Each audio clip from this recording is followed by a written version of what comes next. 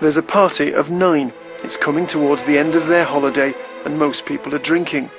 All the couples have children in the apartments. They say they took turns to check up on them. Jerry McCann says he went at just after 9 to check on his children. He says that their bedroom door was more open than usual, so he goes in. Jerry McCann has told Panorama he remembers looking down at Madeleine. He spent a moment thinking how beautiful she looked and how lucky he was. He says this was the last time he saw his daughter. And so I actually came in and Madeleine was just at the top of the bed here where I'd left her, lying, and the covers were folded down and she had her cuddle cat and blankie were just by her head, and it's terrible because I had one of those really proud father moments where I just thought, you know, I just thought, you're absolutely beautiful and I love you. And I just paused for a minute. And then I just pulled the door, closed again, and just about there. He closes the bedroom door and leaves through these unlocked patio doors. Returning to the tapas bar, he meets Jeremy Wilkins, who he'd played tennis with that afternoon. He crosses the road to talk to him. I bumped into one guy I played tennis with in the street when I'd gone in to check, and that was the first time, I think, of any of the nights that I'd been going up and down that I saw anyone else, really.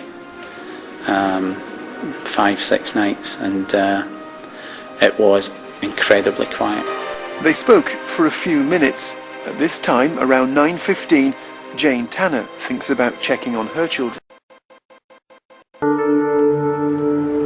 So yeah, I just got up and walked out of the tapas bar, past Jerry talking to Jez.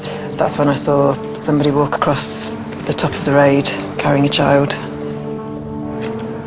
And I think I did think, oh, well, there's obviously somebody taking their child home to bed, but they didn't look like a standard tourist.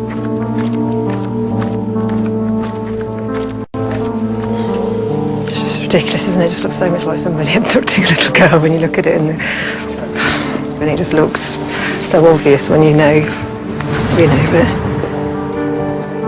just look at it and you think, why the hell didn't you think there is somebody abducting a child? But it's not even a thought that somebody's going to go into an apartment and take a child out.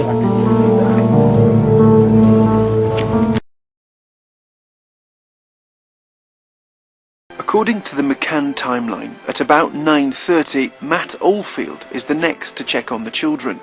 Remember, Jerry McCann says he had closed the bedroom door, but Matt Oldfield says he finds it open.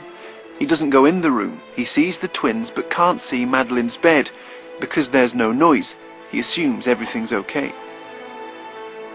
Pretty much from the approach down here, you can see straight into the room, so you can see the cots as you were walking in. So it never really felt like there was any real need to sort of go all the way into the room. You could see both cots and see into them from there. I sort of ummed and ahed about the angle and things. All I just know is that I had an unimpeded view and it was just dead quiet, and just thought, why I didn't take those extra couple of steps in. Yeah, I was saying this earlier, that at no point other than that night did I go stick my head in. That was the only time, because the door was like that for me and I knew I'd left it. And it's more that, you know, I felt like you'd done enough, you'd been, you'd seen, it was quiet. And part of the reason we ended up coming through the back was the noise coming through the front door. You don't want to disturb them. It's stupid now, but... At about 10, it's Kate McCann's turn to check on the children. The bedroom door is still open. As she closes it, she feels a draft and knows something is wrong. A shutter on the side of the apartment they couldn't see from the tapas bar is open. And went in through the sliding patio doors, and I just stood actually, and I thought, oh, all quiet. And to be honest, I might have been tempted to turn around then, but I just noticed that the door, the bedroom door where the 3 children were sleeping, was open much further than we'd left it. I went to close it to about here, and then as I got to here it suddenly slammed, and then as I opened it, it was then that I just thought, I'll just look at the children. And I could see Sean and Emily in the cot, and then I was looking at Madeleine's bed, which is here, and it was dark, and I was looking and I was thinking, is that Madeleine or is that the bedding? And I couldn't quite make her out. And literally as I went back in, the curtains of the bedroom, which were drawn, but were closed, whoosh, it was like a gust of wind, kind of just blew them open. And Cuddle Cat was still there, and a pink blanket was still there. Madeleine is missing.